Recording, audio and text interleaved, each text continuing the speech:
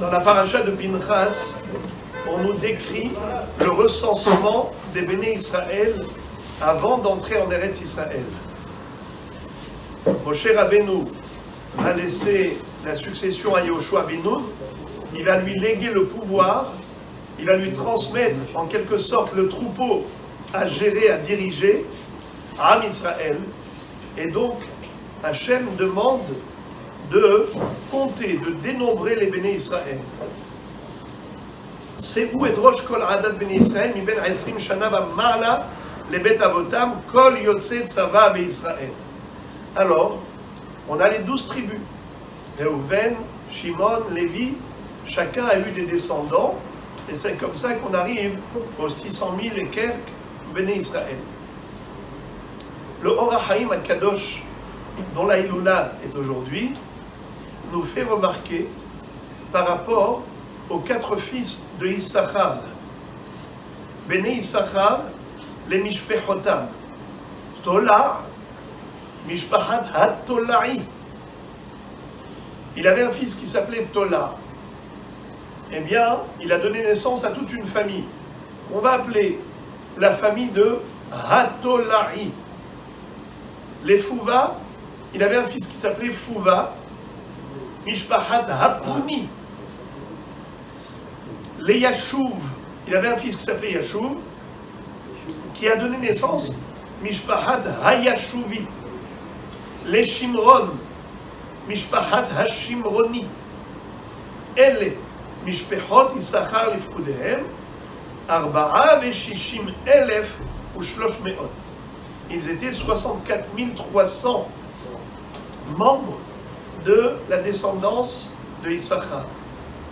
Alors vous l'avez remarqué, c'est que chaque nom était encadré de la lettre He et de la lettre Yud, comme Yashuv Hayashuvi, Tola Hatola'i, Fouva Hapuni, Shimron Hashimroni. Et nos maîtres de dire que ces deux lettres, le Yud et le He, constituent le nom divin. Shivteyah Edut le Israël. Autour des noms de Shvatim, on a le Shem Yudke, le Yud et le He. Akadosh Baruch Hu dit, moi-même, je porte ce témoignage, je témoigne de la pureté de la descendance d'Israël. Ils étaient en Égypte, ils ont été asservis, soumis à l'esclavage, à l'oppression, mais ils sont restés purs. Il n'y a eu qu'une seule femme qui a été souillée, c'était Shlomit Bat Divri.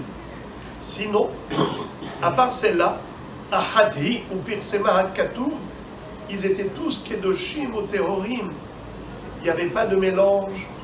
Hachem Barach dit, j'appose mon nom autour du nom d'Israël.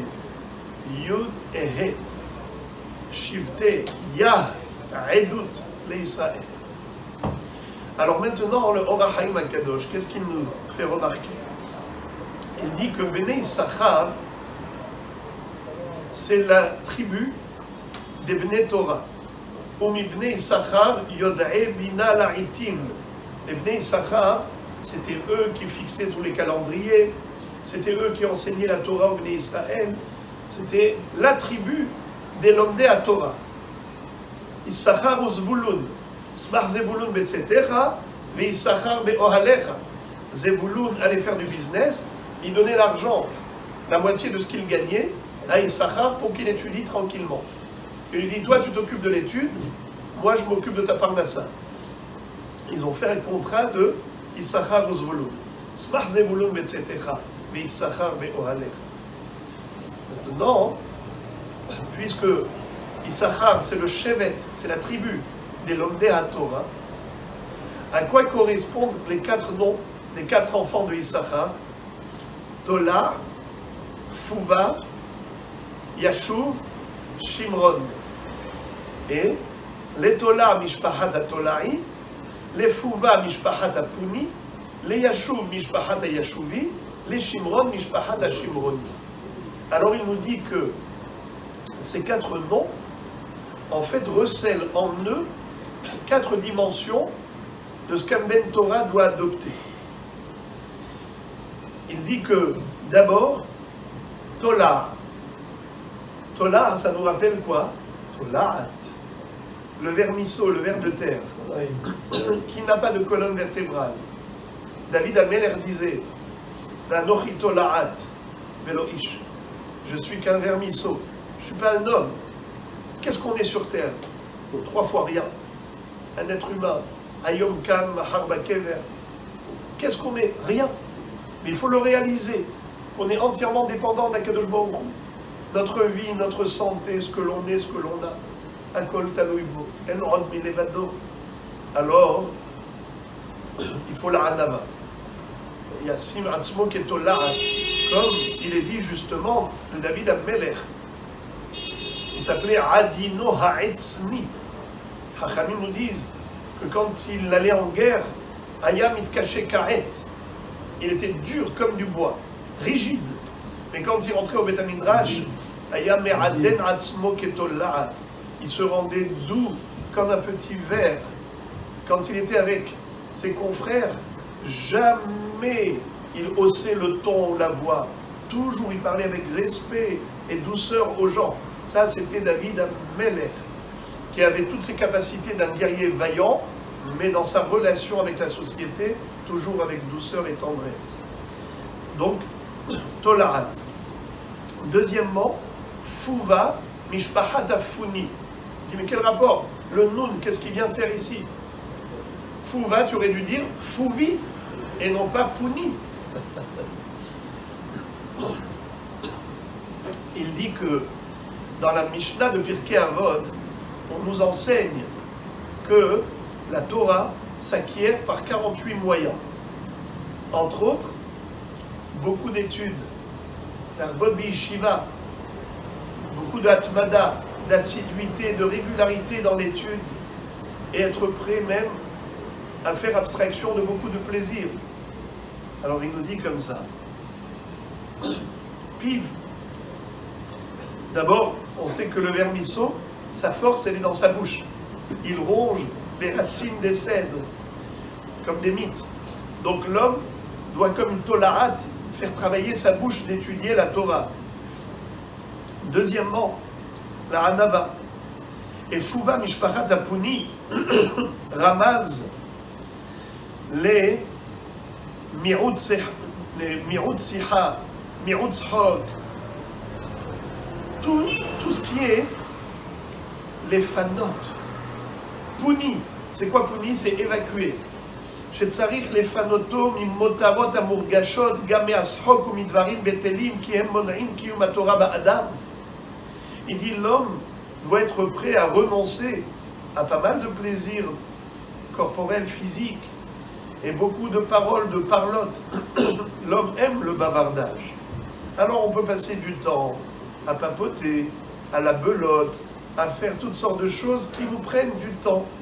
Alors que cela, tu peux le consacrer à l'étude de la Torah. Puni. Alors, Fouva, la racine, c'est P. Il y a le P, le Vav et le He. Le P et le He, c'est la bouche. Le Vav, c'est Etz HaChaim. Etz Chaim hi la machazikim ba. C'est la Torah. Et, avec le Nun, Puni. Ça veut dire les panot atzmo mimnamotrot. Si tu n'es pas prêt à te priver de certains plaisirs, et que ta vie tu la passes à les rechercher, eh bien tu brûles ton temps. Haval alazma. Voilà c'est quoi Puni, et fanot.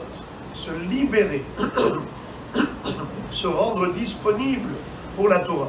Aussi, la notion du P de la bouche, il dit que le Hachir HaKadosh dit que la bouche de ceux qui étudient la Torah, eh bien, c'est une bouche qui est consacrée à Dieu. C'est comme un kli sharet, un kli kodesh. Il faut libérer sa bouche et l'évacuer de toutes les paroles inutiles et futiles pour la consacrer, cette bouche, d'ivrei Torah, tfila, des bons conseils, des choses toujours qui ont quelque chose de raisonnable. Également, les yashuv, mishpachat et yashuvi. C'est quoi yashuv? Yeshiva. T'asseoir, étudier, t'asseoir, étudier. mais aussi Yishuv Da'at, réfléchir, se concentrer avec approfondissement pour bien réfléchir à chaque détail, mais également les Shimron, Mishpachat HaShimroni. C'est quoi les Shimron? Shmira. L'homme doit se garder, il doit se mettre des barrières, des garde-fous. Tu vois combien de barrières de sécurité on met?